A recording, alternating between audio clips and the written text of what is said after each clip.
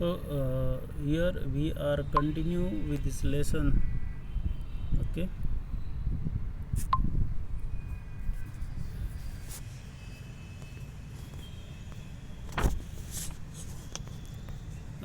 The third lesson, that is the Union Executive. It is called as a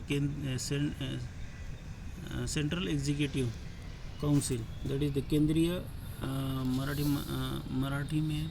मराठीमध्ये केंद्रीय कार्यकारी मंडळ. Okay. So here is the picture of formation of the government, union government. Okay, union government, that is the president. President is the head of all the state. That is the president. One side it is a legislature which is divided into two, that is the Lok Sabha and Rajya Sabha, and on the other side it is the executive body of the union government, that is the Prime Minister and the Council of Minister. Okay, these three these three comes together and form a union government. Okay, so let us read and having an explanations about the point. It is the last chapter we learn about the union legislatures, which include the structure and the functioning of the parliament. In this chapter we are going to study the union executive. So we are going through the different points of the union executive. First, look at the structure of the union government. The union government means the central government. The union government is made up of following constituents, that is a president, legislature and executive. In the legislatures are the Lok Sabha and Rajya Sabha, and in the executives are Prime Minister and the Council of Ministers. You know that the legislature, executive and judiciary are the three organs of the state, that they work for the welfare of the people. In a parliamentary system, the executive is a part of a legislature and responsible for the legislature. We learn about the executive. It is important for us to understand the who are included in the executive.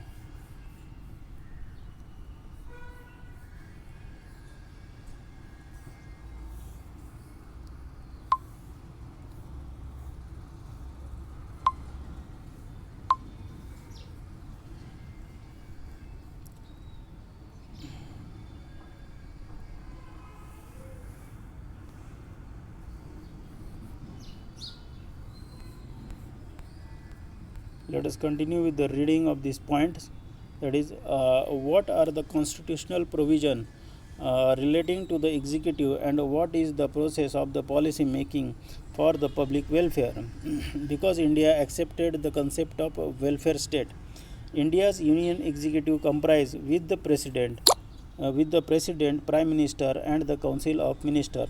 So, India's union executive comprise of the president, Prime Minister, and the Council of Ministers.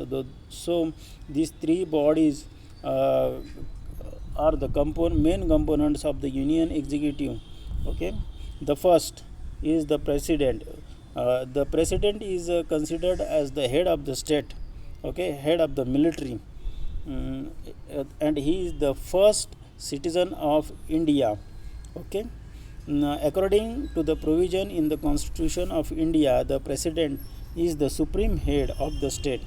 The office of the President has the highest honor and the prestige, and it represents the Republic of India. All executive powers of the state are vested in the President by the Constitution.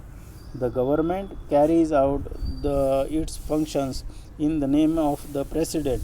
So the president is considered as the head of the state. Everything is called which is continued under the leadership of the president. Everything is which is carried out by the executive councils are considered as the it is carried out by the president, because every laws are passed by the sign of the president. Um, the prime minister and the council of ministers run the government. Therefore, the president is the nominal and the constitutional head, whereas a prime minister is the executive head. Another point is the elections of the president. The president is indirectly elected by the people of India. Common people do not vote in the elections of the president. He is elected by the directly elected representative of the central and the state legislature. So this president does not elected directly from the people. He is elected by the people, or a representative who elected by the people. Okay, the group of these parliamentarians and the member of the state legislature is known as a electoral college. Electoral college, through which this president is elected. The tenure of the president is 5 years. The person contesting the presidential elections should be an Indian citizen. These are the eligibility of president. That the first, he should be the citizen of India, and the age of that person is at least 35 years. The person elected to the positions of the president has to take an oath while accepting the post. According to the oath, the president bears the responsibility of protecting the constitution and ensuring that the government run as per the constitution. President governs in accordance with